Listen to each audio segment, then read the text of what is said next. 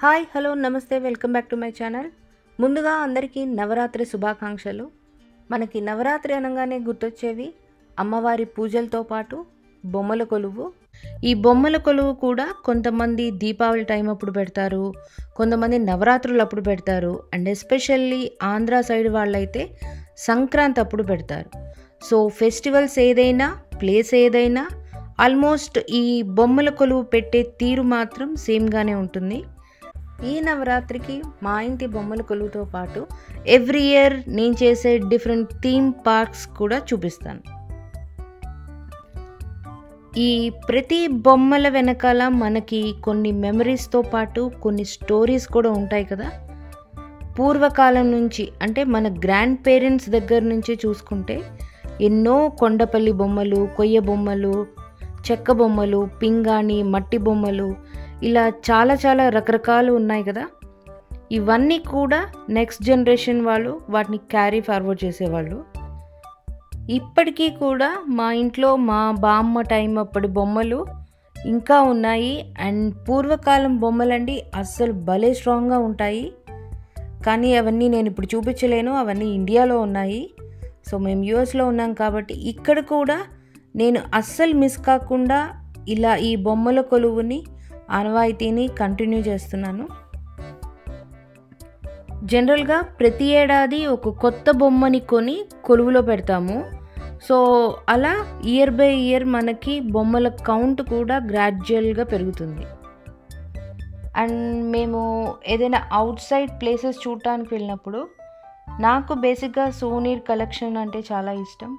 So fridge magnets కానీ ఇలా బొమ్మల కొలువులో పెట్టే బొమ్మలు కానీ కొంటూ ఉంటాను. సో ఆ బొమ్మలు చూడగానే మనకి ఆ ప్లేస్, దాని వెనకాల స్టోరీస్ కానీ మెమరీస్ కానీ గుర్తుకొస్తాయి.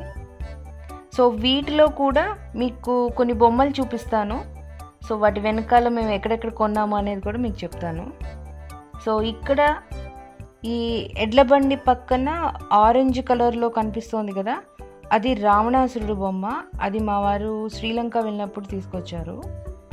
అండ్ దీనికి ముందు ఒక అమ్మాయి చిన్న బోట్లో వెజిటబుల్స్ అమ్ముతోంది, కనిపిస్తుందా? సో ఇదైతే మా ఫ్రెండ్ చైనా నుంచి తీసుకొచ్చింది.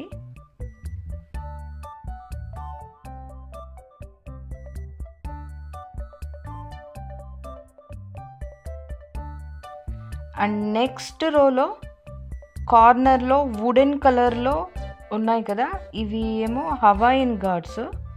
మేము హవాయి వెళ్ళినప్పుడు కొన్నామన్నమాట. అండ్ నెక్స్ట్ రోలో ఇక్కడ పెళ్ళి కొడుకు పెళ్ళి కూతురు ముందు ప్యారెట్స్ ఉన్నాయి కదా. సో ఇవేమో మా వారు గోవా వెళ్ళినప్పుడు తీసుకొచ్చారు. ఇలా చెప్పాలి కానీ ప్రతి బొమ్మ వెనకాల చాలా స్టోరీస్ ఉన్నాయండి. అది ఒక్క వీడియోలో సరిపోదు, అండ్ వీడియో కూడా ఎక్కువ లాగ్ అవుతుందేమో. అండ్ నెక్స్ట్ దానికి వెళ్ళిపోదాము. ఎవ్రీ ఇయర్ బొమ్మల కొలువులో డిఫరెంట్ థీమ్ పార్క్స్ పెడతానని చెప్పా కదా. సో ఈ ఇయర్ కూడా వచ్చేసి గోశాల అలాగే కృష్ణుడి బృందావనం రెడీ చేశాను.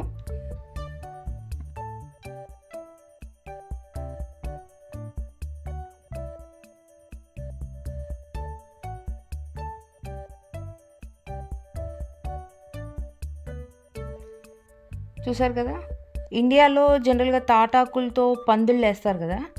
సో అదే స్టైల్లో ఆవులు ఉండేందుకు ఈ పాకని చేశాను. చూసారా, పైన ఒక చిన్న బెల్ కూడా పెట్టాను. వావ్, గోశాల నాకైతే చూడటానికి చాలా బ్యూటిఫుల్గా వచ్చింది.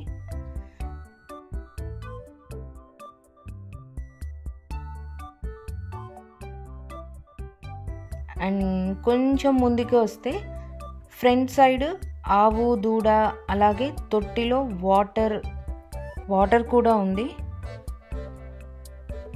ఇక్కడ ఆవు పేడ కూడా వేసిందండో. ఇదే పేడతో రైట్ సైడ్ నేను గొబ్బెమ్మలు కూడా పెట్టాను.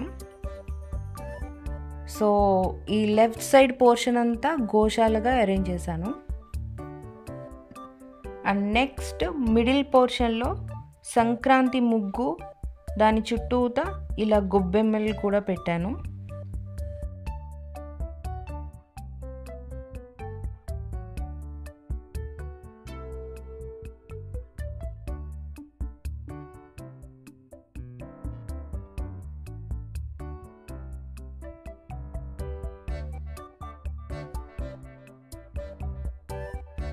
చూసారా భలే బ్యూటిఫుల్గా వచ్చింది. అండ్ కొంచెం ఫ్రంట్కి వెళ్తే కృష్ణుడి చుట్టూతా చిన్న పాండ్ అండ్ లోపల డక్స్ కూడా ఉన్నాయి చూసారా. అండ్ కృష్ణుడికి వెన్న అంటే ఇష్టం కాబట్టి వెన్నకుండ అటుకుల ప్రసాదం కూడా పెట్టాం.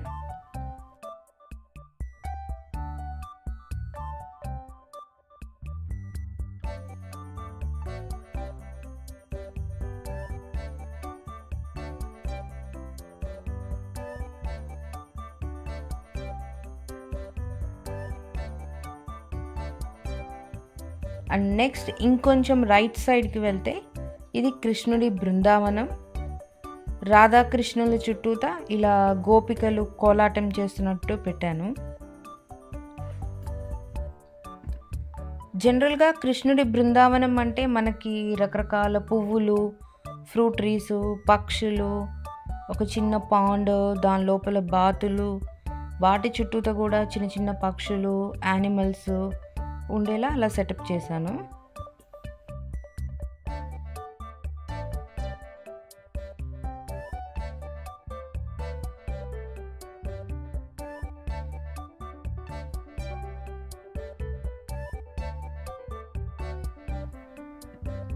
ఇది కంప్లీట్ టోటల్ వ్యూ గోశాల అలాగే కృష్ణుడి బృందావనం సెటప్.